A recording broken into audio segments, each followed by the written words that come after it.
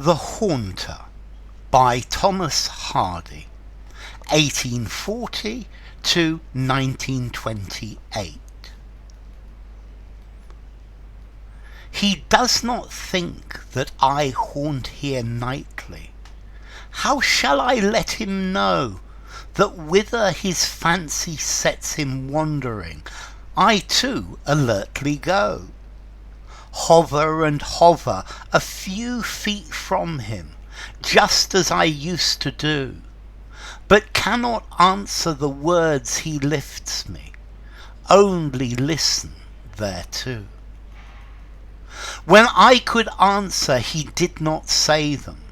When I could let him know how I would like to join his journeys, seldom he wished to go. Now that he goes and wants me with him, more than he used to do, never he sees my faithful phantom, though he speaks thereto.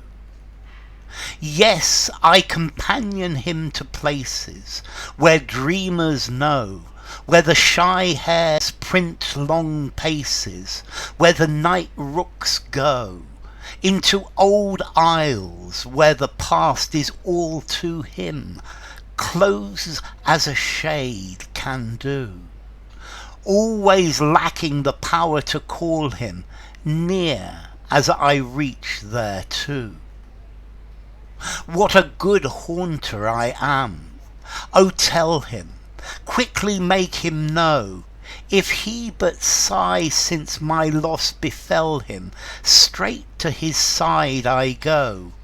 Tell him a faithful one is doing all that love can do, still that his path may be worth pursuing, and to bring peace thereto.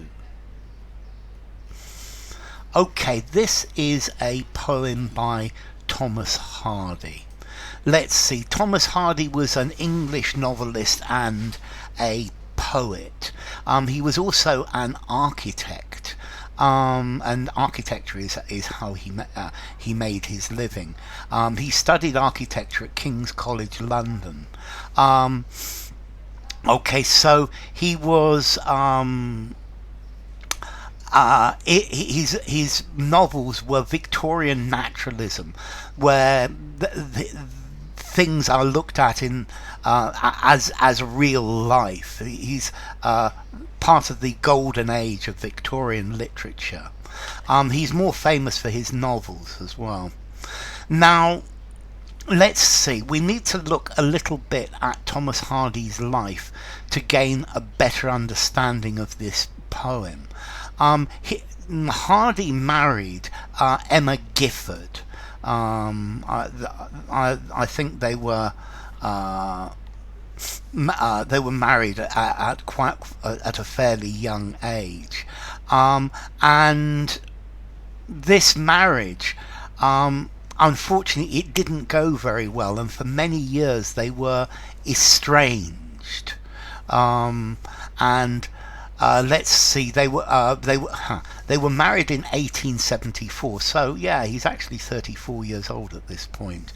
And the marriage didn't really work terribly well. But she died in 1912. They were estranged for many years. They lived apart. But her death, when she died, this had a traumatic effect on him. And I think he felt very guilty that he hadn't done more, that he hadn't looked after her better, that he hadn't appreciated her more. And this poem, I personally think very clearly, is about his feelings for Emma, and he wrote various poems about his love for her after her death and how her death had changed him. And I think it's very possible that he was thinking about this when he wrote this poem. So the haunter, the ghost. And this poem is is quite interesting because the voice is the voice of a ghost. The ghost is talking, and I think clearly this ghost is Emma, is Emma Gifford, and he's imagining her as a ghost, and this poem is about the things that she's saying to him after death, and I think this is.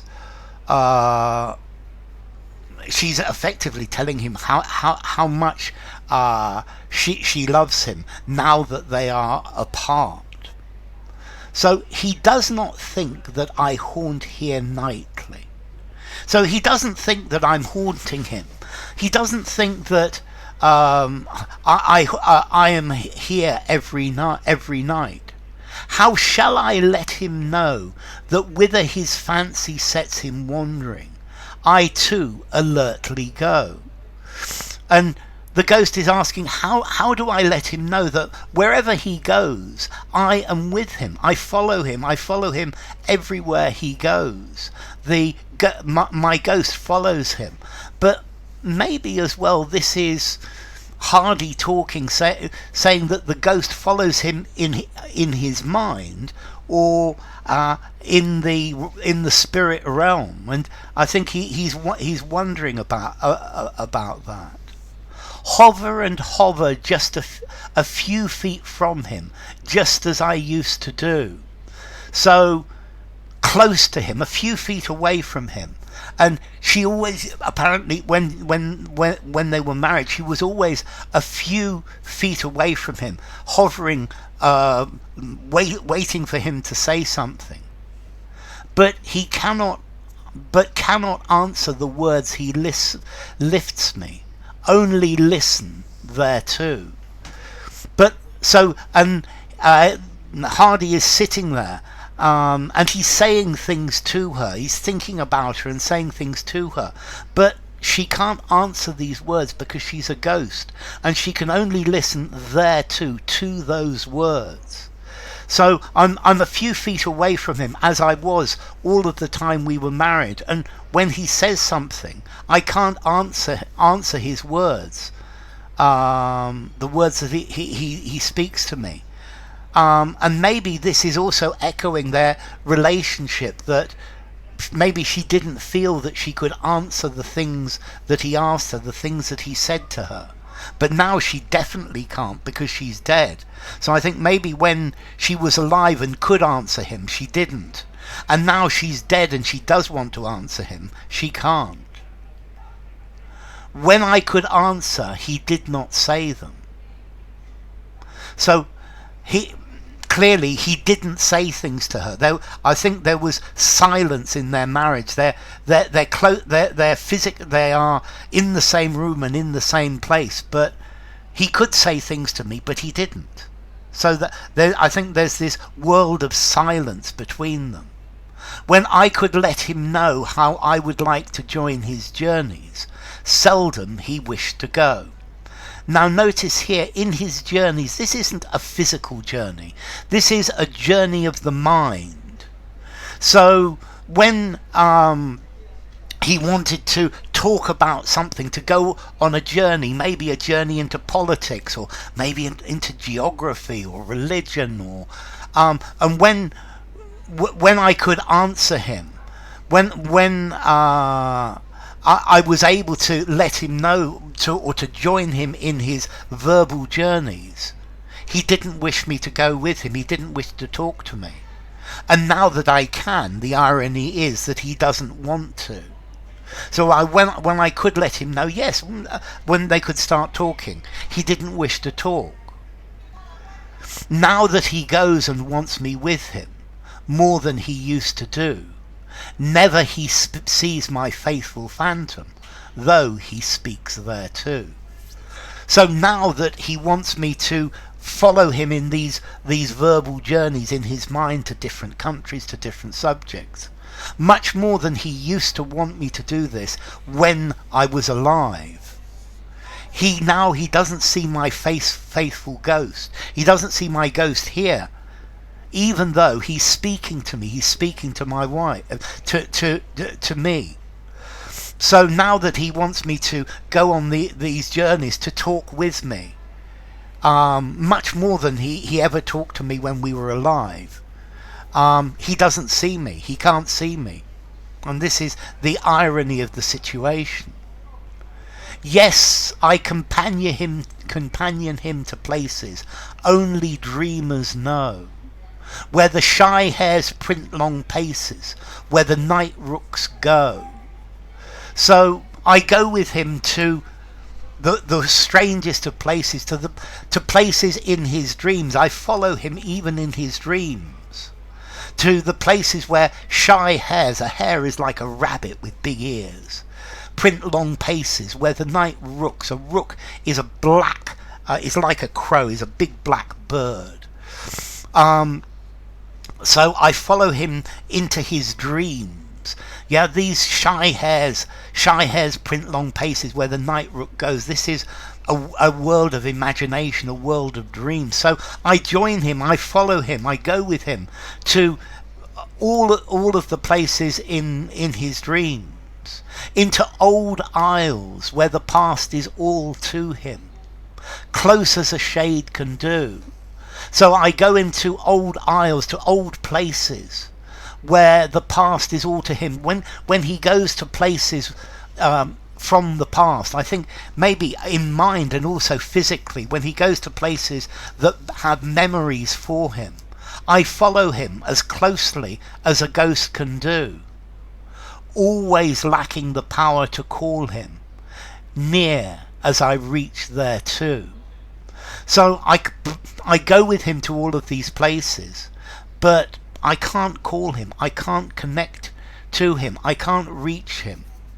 So now after death there's this irony that she's trying to reach him, that she's trying to connect with him, and I think she is in his mind. I think that this poem is also talking about his own mind and how he can't stop thinking about her, and the ghost of her is in his mind, and he's using this as a metaphor to say that her ghost in the spirit world is there. What a good haunter I am, oh tell him. So tell him what a good ghost I am. Quickly make him know, let him know, let him know that I'm here, that I'm always here. If he but sigh since my loss befell him, straight to his side I go. So if he sighs, if he's sad about anything after my death, I go straight to his side. I'm there. I'm always there. So I'm a good ghost. I'm a good loving ghost. I'm a good loving wife. Tell him a faithful one is doing all that love can do. Still that his path may be worth perusing, and to bring peace thereto. So tell him that I'm doing everything I can, everything that a loved one can do, to be with his path, to be on his path, to be next to him. And I would do anything to bring peace to him. I would do anything to make his life easier, to bring peace to him. And I would do anything to contact him and tell him that this is all right. So I think quite a poignant poem. It's about grief, it's about sadness, it's about love, it's about the death of a loved one and heartbreak. It's about the relationship that he could have had and didn't, and now the relationship he wishes he had had. So, The Haunter by Thomas Hardy.